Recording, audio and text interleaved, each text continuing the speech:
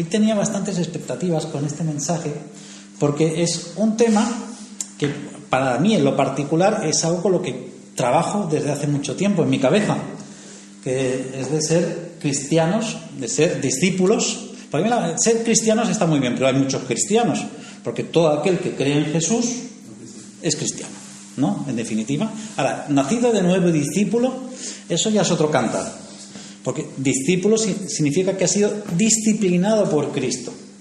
La palabra discípulo viene de ahí, de disciplina. Es como el que hace el servicio militar, que recibe una serie de disciplinas para hacer de él un buen soldado. Tiene que aprender a desfilar, a tirar con el fusil, a mantenerse en forma física, a ser obediente, a respetar a los mandos, etc. Y el discípulo igual, tiene que, pues eso, aprender a respetar lo que Dios dice, aprender a muscularse espiritualmente y a muscularse bíblicamente y alimentarse correctamente. Eso es un discípulo. Lo demás son creyentes. Como en todo, hay gente que cree en muchas cosas. No soy yo el que va a decir que cualquiera que es cristiano cree en Jesús no es salvo. No voy a ser yo quien lo dice. Es más, la palabra de Dios dice que todo aquel que cree en mí es salvo. Así que no voy a ser yo quien limite la entrada en el cielo. Pero sí que es verdad que Jesús hace una diferenciación importante entre los que creían en Dios y los que eran discípulos de verdad, y los que seguían y los que obedecían lo que Jesús les decía. Y hay dos versículos con los que quiero englobar o meter entre dos paréntesis importantes todo el sermón, que uno se encuentra, ya lo conocéis, no hace falta ni que lo busquéis, en Marcos 16:15, que dice lo siguiente, un texto nada conocido.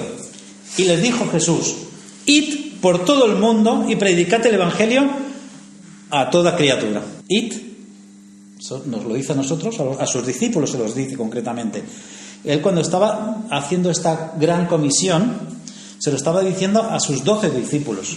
No estaba la multitud allí, no habían 400, se lo decía a sus discípulos. De ahí la importancia, la categoría distintiva de esa encomendación de Jesús. Por eso he preguntado al principio, ¿somos discípulos o meramente cristianos? Ahora estáis pensando, me hubiera callado. Me hubiera callado. Id mientras vais, mientras camináis, mientras estáis en la escuela, en el trabajo, en la cola del paro, etc. Allí donde estáis, por donde camináis, que vuestra esencia os acompañe e impregne a los demás de la necesidad de conocer más de Dios. Que vuestras palabras y lo que digáis y lo que hagáis no haga más que reflejar y provocar hambre y sed en los demás de Dios. Eso significa id por todo el mundo. Obviamente por todo el mundo, es decir, por todas partes. No es un llamado concreto a que Bernardita ahora tenga que agarrar el hatillo misionero e irse a recorrer el mundo. No, dice por todas partes. Que vosotros como discípulos seáis capaces de llegar allí, o de llevar el Evangelio allí donde estéis, hasta allí donde seáis capaces de llegar. Es decir, si estáis en Barcelona y os movéis en Barcelona y trabajáis en Barcelona, pues allí donde lleguéis, id y haced discípulos o predicad el Evangelio a toda criatura, es decir, sin hacer distinción, a toda criatura, a todo ser humano, sea gitano, sea español, lo lamento, también necesitamos del Evangelio, sea ecuatoriano, sea peruano, sea chino, si te consigues hacer entender, sea africano, sea quien sea, a toda criatura, sin distinción. Y parece que Marcos, cuando estaba escribiendo lo que Jesús dijo, porque esta gran comisión la recogen 3 de los 4 evangelios, Mateo, Marcos y Lucas. Pero es Lucas el único que utiliza la palabra predicar el evangelio. Los otros dicen haced discípulos. Parece que Jesús, cuando dice esto, parece que se esté acordando de las palabras de su ancestro. Acordaos que él viene de la genealogía, es hijo de David. 700 años atrás su tatarabuelo era el rey David, que dijo en el Salmo 67:2: para que sea conocido en la tierra tu camino, en todas las naciones tu salvación. ¿No es maravilloso? ¿No es hermosa la gran comisión? ¿No es algo estupendo que Dios el mismo Dios, el creador del universo, Jehová de los ejércitos, haya asomado su cabeza, ¿no?, de ese gran trono, de ese cielo, de esa ciudad celestial, y te haya mirado y te haya apuntado con el dedo y haya dicho: tú y tú vais a ser mis discípulos. Y como sois mis discípulos, tenéis que ir por todo el mundo predicando el Evangelio, para que sea conocido en la tierra tu camino, mi camino, en todas las naciones su salvación. Hermanos, tenemos que tomar una decisión. Es algo que se decide, no es algo que Dios te llama, has de sentir un impulso que te hace un cosquilleo por la espalda, algo especial, que en una noche de oración, intercesión y ayuno, un ángel baja y te dice con un par de pergaminos en las manos: hijo mío, tienes que ir a predicar el Evangelio a toda criatura allí por todo el mundo.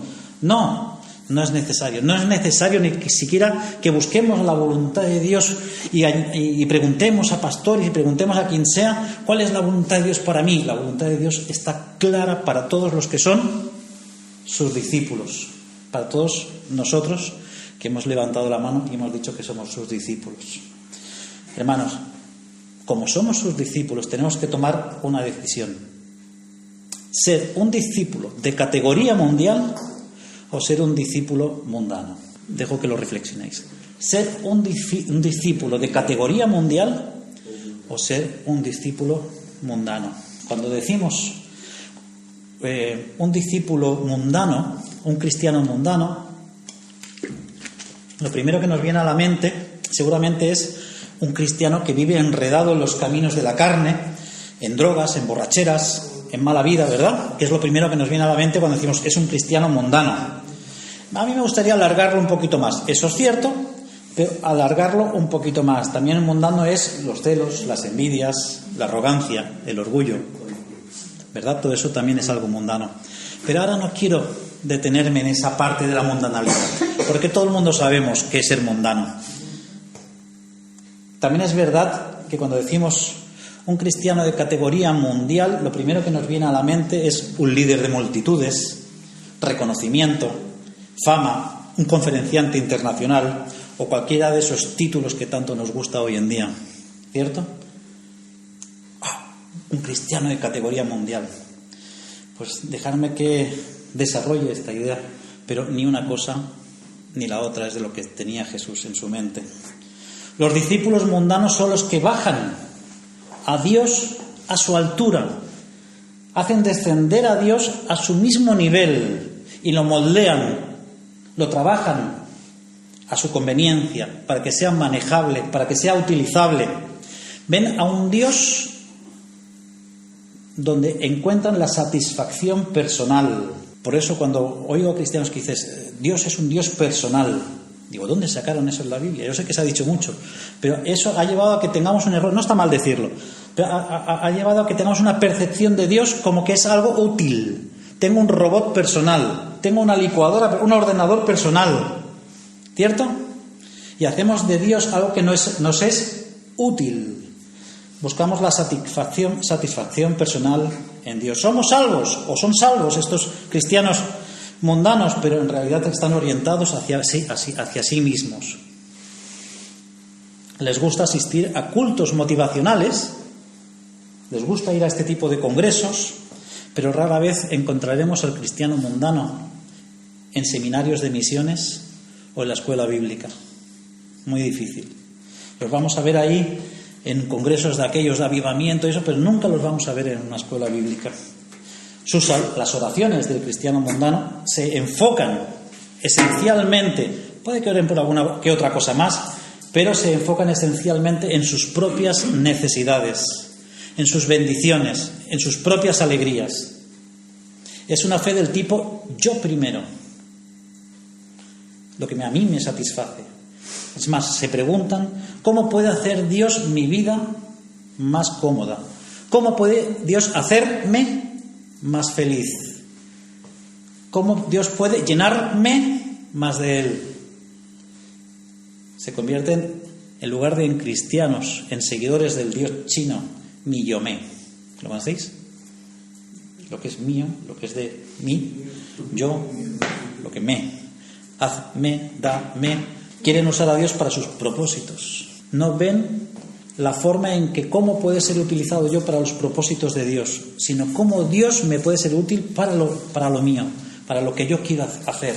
Por eso la mentalidad del cristiano mundano ve como el cristiano de categoría mundial algo que le satisface, algo que le llena, algo que le hace que esté en el punto de mira de todo el mundo, reconocimiento, ser envidiado, como hablábamos el otro día.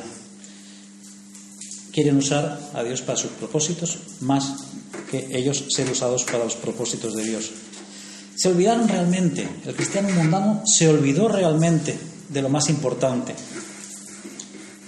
que es que nosotros recibimos el mayor regalo de todos, que es la salvación. Se olvidaron de que sin Dios la vida de ellos no tendría ningún sentido.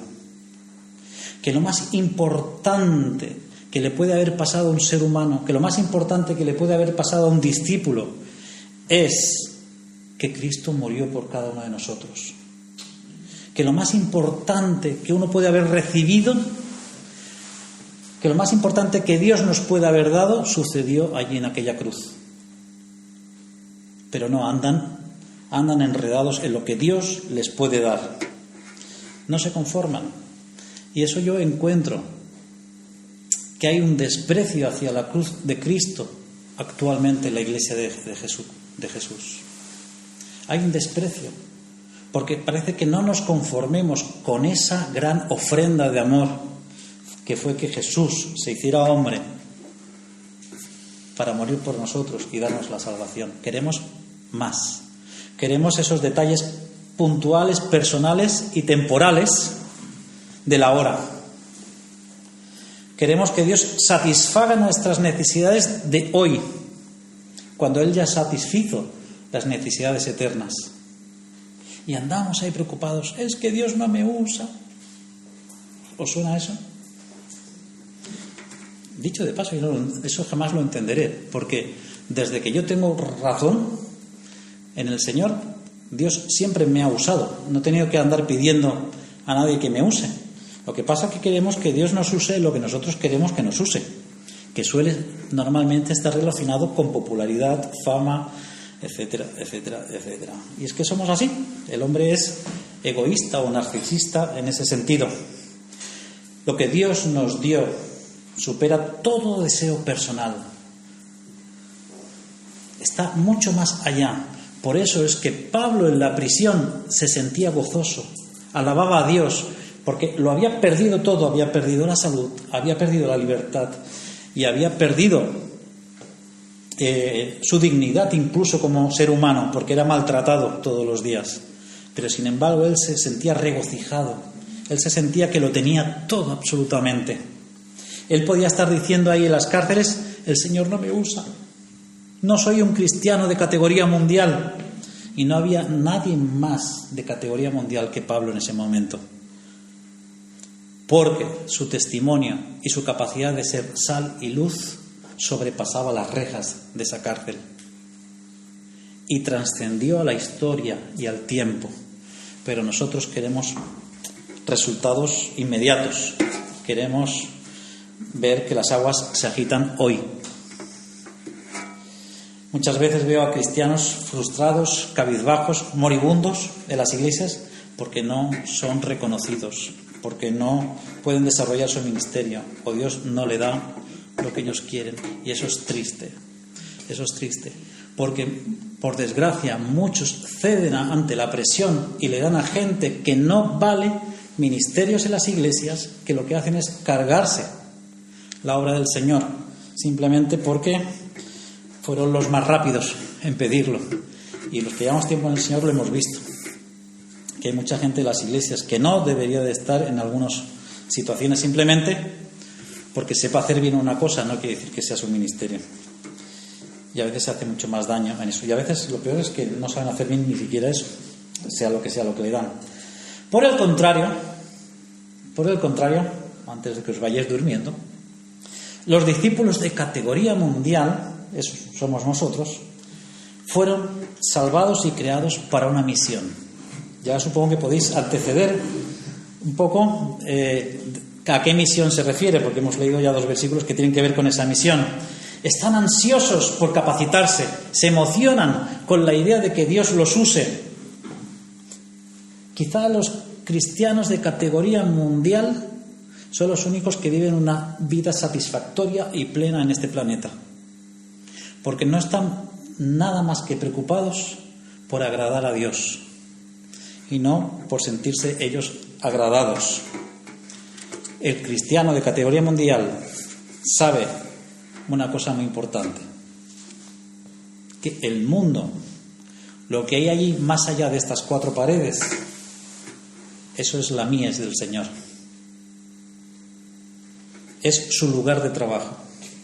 Por eso no está preocupado por si el Señor no le da ministerio, no le da cosas, no le satisface, no le da felicidad, no le da gozo, no le da...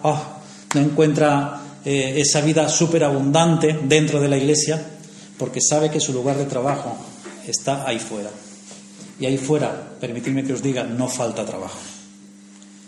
Ahí fuera está lleno de necesidad, lleno de personas que no tienen a Cristo, lleno de personas a quien presentarles el plan de salvación. Esto es como el vendedor de zapatos, ¿sabéis la anécdota, no?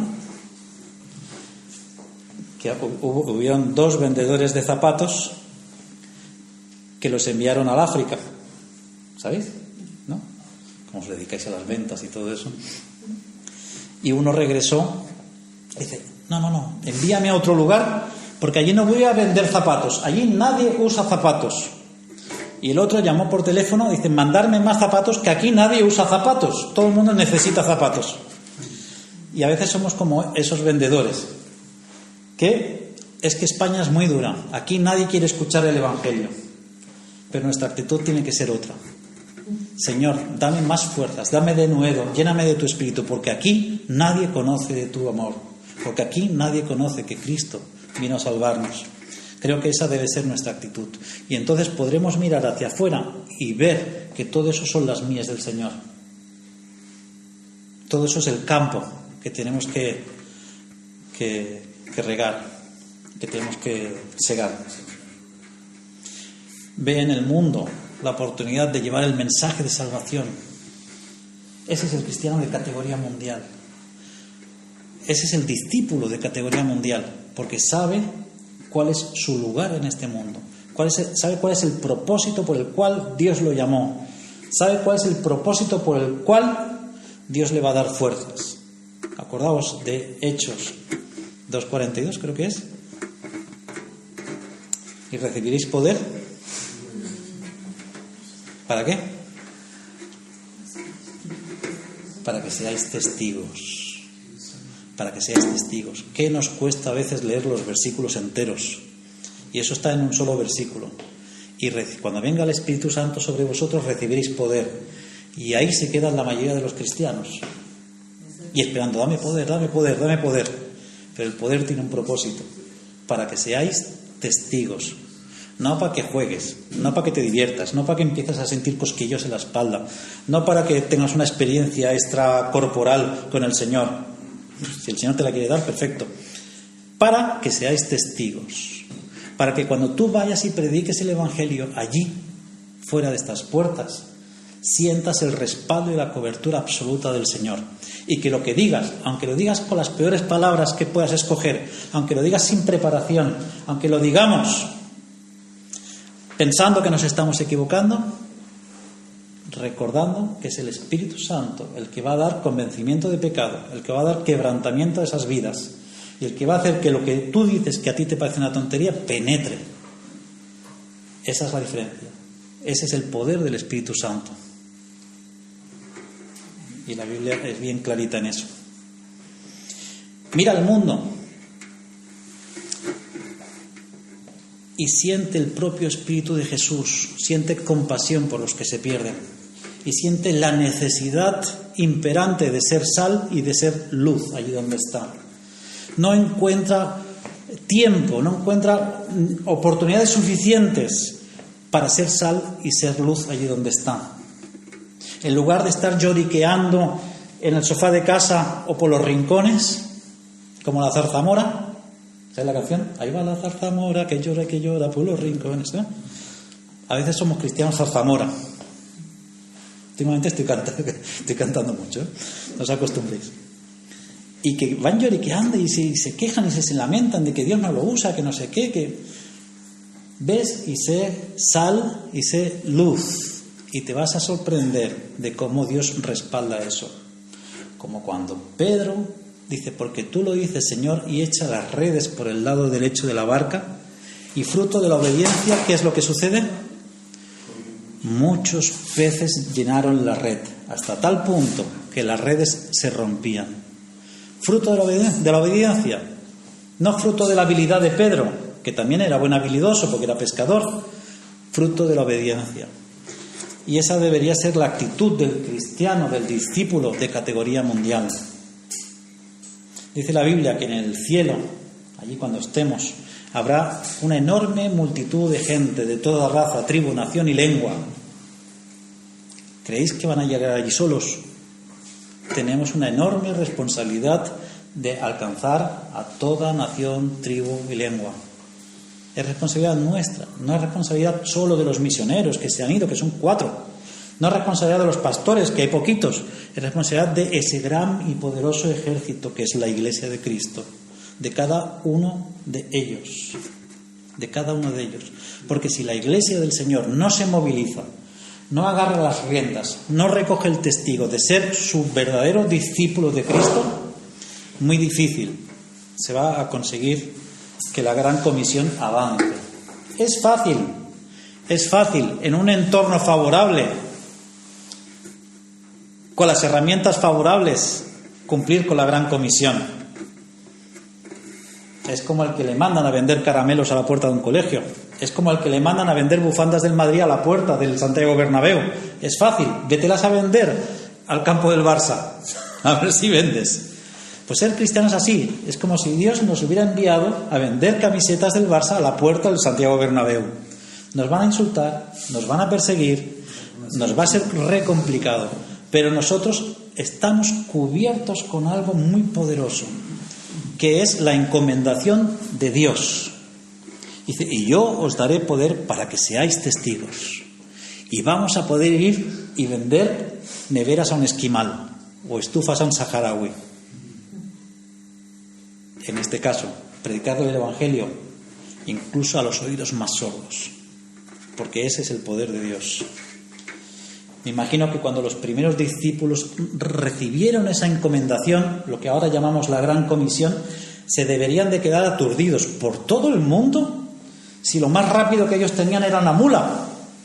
Imaginaos la cara de esos 12 discípulos, que la mitad de ellos eran pescadores, diciendo que tenemos que ir por todo el mundo, pero ¿qué está diciendo este nuestro Señor?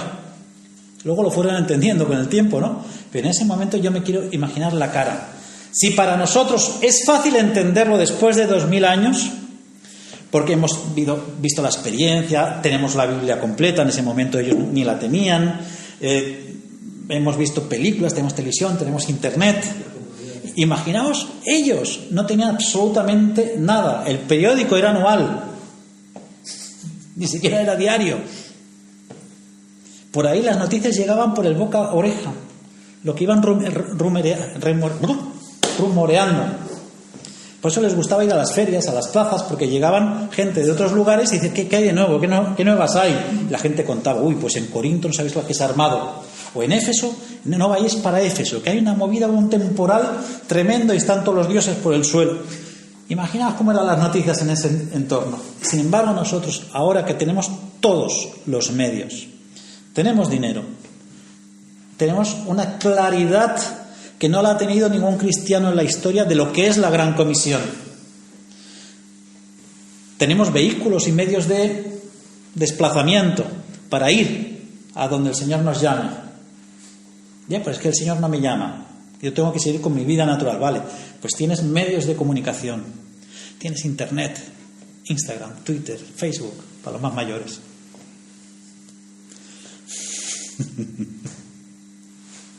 No me han entendido. Correo electrónico, cartas, palomas mensajeras, lo que queramos tenemos a nuestra disposición para comunicar el Evangelio. Pero tenemos algo más, la paloma mensajera más importante de la historia, el Espíritu Santo. El Espíritu Santo. Que hagamos lo que hagamos, si es con la intención de ser sal y de ser luz, de compartir el Evangelio, Dios lo va a respaldar. Porque las repercusiones que va a tener el que nosotros prediquemos el Evangelio va a hacer que nuestro gesto, nuestras palabras y nuestros actos sean mundiales. Porque no sabemos que lo que le hablemos hoy a alguien aquí, mañana no vaya a tener repercusiones en otra ciudad. Porque no sabemos para dónde va y viene la gente. Nos sorprenderíamos cuando obedecemos a Dios las cosas que suceden. Debemos de retomar el compromiso de trabajar con la Gran Comisión. Debemos de retomar el compromiso de ser cristianos, discípulos de categoría mundial y dejarnos de ser cristianos mundanos, que solo piensan en lo que les satisface, en lo que yo quiero, en lo que me duele aquí, que me duele allá, que me falta esto, que no llego a fin de mes. Está bien pedir por eso, obviamente. Pero a veces, cuando solo nos centramos en nuestras necesidades, nos volvemos en esos discípulos mundanos que solo piensan en lo del mundo, como cualquier otro hijo de vecino. Como cualquier otro hijo de vecino. El mundo piensa en lo que le conviene, en lo que le satisface. Tenemos el Espíritu del Señor, por eso es que no debemos pensar como el mundo piensa. Los políticos actúan, hablan y se expresan de la manera que ellos han estudiado que más les conviene para conseguir sus objetivos. Y a veces, como cristianos, como queremos conseguir nuestros objetivos en el entorno de la Iglesia, hablamos, nos expresamos y caminamos en la dirección de lo que creemos que es más conveniente para nosotros. Pero nos olvidamos otra vez de que las mies están ahí fuera. Dejemos de ser discípulos mundanos que buscamos lo que nos satisface y lo que nos conviene. Como sabéis, yo voy de voluntario de vez en cuando a la residencia de ancianos, que por cierto, una necesidad terrible de voluntarios. Los voluntarios no tienen que hacer gran cosa, solo compañía, hablar con los ancianos, hacerle compañía, porque tienen muchas horas al día y se aburren.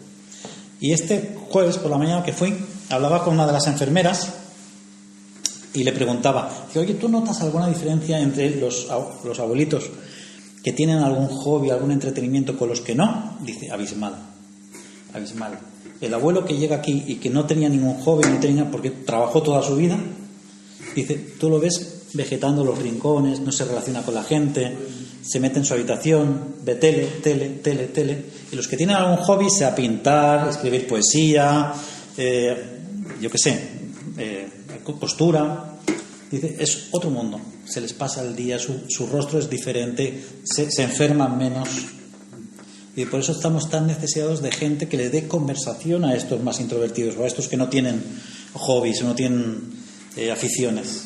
Así que es muy necesario. Y una cosa que me dijo la enfermera que me llamó la atención, dice, los abuelos más felices son aquellos que se dan a los demás, aquellos que se entregan a los demás. Y tú ves algunos, yo los observo, que hasta van con el taca-taca, pero su actitud es tan positiva, tan entregada a los demás, que ayudan a otros que se valen perfectamente, pero que se creen lo más desgraciados del mundo. Y dice, ¿cómo será esto? Y este, que ni un hueso le funciona bien, es feliz y se siente confortado y se va a la cama feliz. Y a veces a los cristianos nos pasa eso también, que vamos por el mundo con una pena, de que nada me sale bien, de que todo me sale al revés, que no tengo lo que necesito, que no tengo lo que quiero, porque confundimos lo que necesitamos con lo que queremos. Y nos olvidamos que entregándonos a los demás vamos a ser mucho más felices. A veces en cosas insignificantes, a veces en cosas que no tienen la mayor importancia. Dice, pero en esto, Señor, pero a veces esa tontería, ese pequeño gesto hace la gran diferencia. Nunca lo sabemos. Si como cristianos de categoría mundial nos entregamos a la obra del Señor sin mirar en qué ni para qué. Simplemente, como Pedro dijo, porque tú lo dices, Señor. Y ahí voy. ¿Por qué yo voy a la residencia? Porque tú lo dices, Señor. Hemos de cuidar de nuestros mayores, de las viudas, de los ancianos, de los desfavorecidos. Pues si puedo ir una vez al mes, pues voy una vez al mes y le hago una ayuda. Nunca sé por dónde va a salir la bendición del Señor, pero de entrada el más bendecido soy yo, que yo salgo de allí, que me va mal de tiempo, de todo, pero salgo de allí con una sonrisa de oreja a oreja. Eso y un montón de caramelos de menta en el bolsillo, que no sé por qué los viejos siempre llevan caramelos de menta, pero bueno. Un discípulo de categoría mundial piensa lo que le agrada a Dios. 2 Corintios 4:18. No mirando nosotros las cosas que se ven, sino las que no se ven. Pues las cosas que se ven son temporales, pero las que no se ven son eternas. ¿Os dais cuenta que muchas de las cosas en las que gastamos un esfuerzo, energía, a veces dinero, no tendrán ninguna importancia de aquí a un año? O esas cosas por las que tanto la gente patalea, o se discute, o se dividen las iglesias a veces, al cabo de un año no tienen importancia. ¿Qué importancia van a tener de aquí a la eternidad? Ninguna.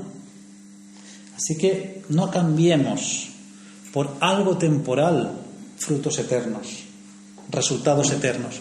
Predicar el Evangelio es algo que traspasa la barrera del tiempo y tiene repercusiones eternas, porque estamos ganando gente que va de muerte a vida. Si nosotros nos callamos, posiblemente mucha gente no la vamos a ver allá arriba, o allá en el paraíso, en el cielo, donde sea. Por eso es que necesitamos predicar el Evangelio, hacer discípulos, ir y trabajar en la mies. Nuestro lugar de trabajo está ahí fuera, ahí no nos va a faltar qué hacer. Y os aseguro que si ahora llegamos el domingo, cada uno con nuestros problemas, con nuestras cargas, con lo que nos preocupa y nos angustia, que es lícito, no digo que no, pero si venimos de una semana que además, en todo el momento que hemos podido oportunidad en nuestro trabajo, con nuestros compañeros, con nuestros vecinos, familiares, hemos tenido la oportunidad de compartir el Evangelio, nos va a sobrevenir todavía más carga, más sufrimiento, pero vamos a llegar aquí el domingo con una sonrisa de oreja a oreja, porque habremos cumplido con la gran comisión. Y eso es maravilloso. 1 Corintios 10:33 dice: como también yo en todas las cosas agrado a todos, no procurando mi propio beneficio, sino el de muchos para que sean salvos. Esto lo dijo Pablo. No procuraba su propio beneficio, sino que todo lo que hacía era para ganar personas para el Señor. Su máxima preocupación era ganar al perdido. ¿Os acordáis del famoso versículo? De tal manera amó Dios al mundo. ¿Quién no se sabe Juan 3:16? De tal manera amó Dios.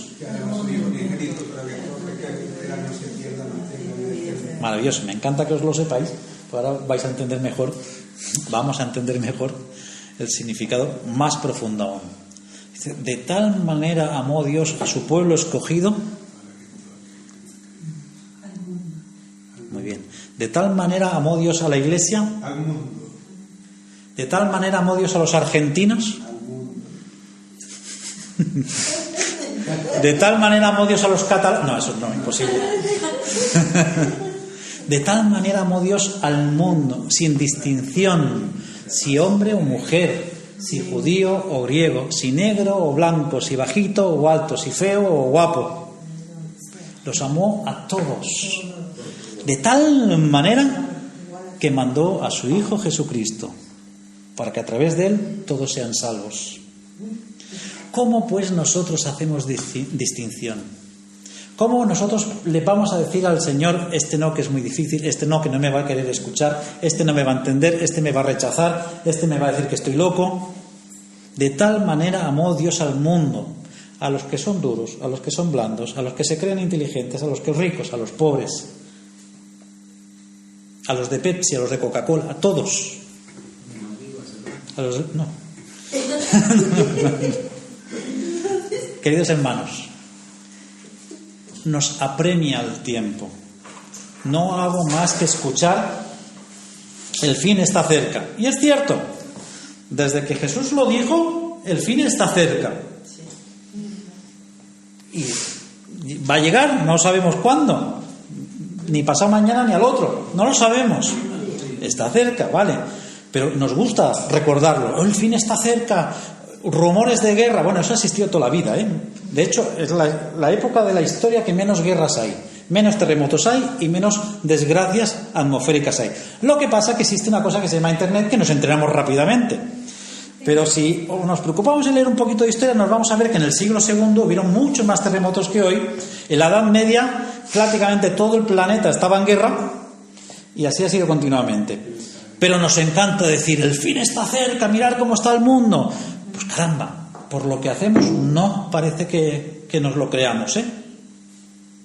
Nos encanta decir que el fin está cerca, pero no nos apremia la urgencia por predicar el Evangelio. Parece que eso no nos provoque prisa. El fin está cerca. Ande yo calentito, ríase Jaimito. Mientras yo esté a salvo, que se apañe el que se ha quedado fuera. Parece que actuemos así. Yo sé que eso no tiene mucho, no es muy popular decir eso. Me acuerdo cuando fui a introducir evangelismo explosivo al País Vasco, llevábamos un año orando por el País Vasco para que el Señor nos permitiera introducir el ministerio de evangelismo explosivo allí. Y la única oportunidad que tuve, ya os la contaré, cómo llegó hasta ese punto, me reunieron a todos los pastores del País Vasco para que les explicara qué era el ministerio. A mí se me ocurrió decir nada que no dijera Pablo ya hace 2000 años. Digo, porque todo el mundo dice que aquí no se convierte nadie, que esto es muy duro. Estamos hablando de hace unos años atrás, cuando allí todos eran españoles. Era duro de verdad. Y se me ocurrió decir, digo, bueno, hermanos, yo lo que pienso particularmente es que la gente no se convierte porque no se predica el Evangelio. Uy, ¿para qué dije eso? La que me cayó. Como 5 pastores se levantaron y se fueron. Y yo creo que no empezó bien. Igual les tenía que haber regado un poco el oído. Pero claro, luego leí el versículo. Dice, ¿y cómo creerán si no hay quien les predique? Que dicho en un lenguaje que podamos entender significa literalmente no creen porque no hay quien les predique. Yo dije eso nada más. Pero parece ser que la verdad duele. Bueno, luego pudimos tener con los que quedaron un seminario de evangelismo explosivo que duró una semana y tuvimos 19 conversiones en una semana. Los 3 primeros días casi fue evangelizar a los propios pastores porque no se creían, hasta que hicimos la primera salida práctica y se convirtieron 2, a regañadientes, pero se convirtieron 2. Luego se empezaron a animar y eso fue una fiesta. Era un seminario con 16 pastores. 16 pastores, 19 conversiones es poco. Lo normal es que con 10 personas hayan 20, 25 conversiones en una semana. Pero para que veamos cómo nos hemos escondido como los caracoles dentro de nuestra cáscara, con los mejillones, como las mariposas que se esconden, pero se quedan solo ahí, sin llegar a ser mariposa. Somos así. Nos encanta. Llegamos al mundo de la iglesia y ahí nos sentimos a gusto. Pero ¿qué diferencia hay entre eso y un club social? O un club de aficionados del Madrid. Poquita. Se sienten a gusto entre ellos, se dicen lo que quieren escuchar, critican al árbitro, critican a los otros equipos de fútbol, nosotros somos los mejores porque bien, todo el mundo los ole, bravo y otros gritos de fiesta equivalen a los aleluyas nuestros. ¡Aleluya! Y no hay diferencia, se va a matar esto. Así que, queridos hermanos, permitidme que termine, antes de que me interrumpan del todo. ¿Cuáles son los motivos de oración de un discípulo de categoría mundial? Un discípulo de categoría mundial ora por 5 cosas. Oportunidades para testificar. Colosenses 4:3. Orando también al mismo tiempo por nosotros, pide Pablo, para que el Señor nos abra puertas para la palabra, a fin de dar a conocer el misterio de Cristo, por el cual también yo estoy preso. Oportunidades para testificar. 2. Para aquellos que creerán. Juan 17:20. Jesús dice: mas no ruego solamente por estos, sino también por los que han de creer en mí por la palabra de ellos, por los que van a ir a predicar, por si había alguna duda. Por valor para hablar, Efesios 6:19. Y por mí, dice Pablo, y orar también por mí, a fin de que al abrir mi boca me sea dada palabra para dar a conocer con denuedo, o sea, con entusiasmo, el misterio del Evangelio. Por la rápida difusión del mensaje, segunda de Tesalonicenses 3:1. Por lo demás, hermanos, orad por nosotros, para que la palabra del Señor corra y sea glorificada, así como lo fue también entre vosotros. Y por supuesto, un discípulo de categoría mundial ora por más obreros. Rogad pues al Señor de las mies que envíe más obreros a sus mies, ahí, al terreno. Posiblemente las personas rechacen el mensaje, posiblemente nos rechacen a nosotros, pero lo que jamás van a hacer es rechazar nuestra oración por ellos. Así que oremos por este mundo perdido, oremos por nuestros conocidos, amigos, familiares que todavía no han recibido el regalo de la vida eterna. Oremos para que el Señor nos dé oportunidad y el Evangelio corra entre medio de ellos. La Gran Comisión no es algo narrativo, literario. La Gran Comisión es tu comisión, es mi comisión, es vuestra comisión, es la comisión de todos nosotros. Porque como hemos leído al principio, para que sea conocido en la tierra tu camino, en todas las naciones tu salvación. Esta es la maravillosa misión que tenemos como cristianos. Y como no vamos solos, que vamos con Jesús, por eso es que se le llama comisión. Estamos comisionados, no vamos solos, estamos respaldados por el Señor. Amén. Amén. Que así sea.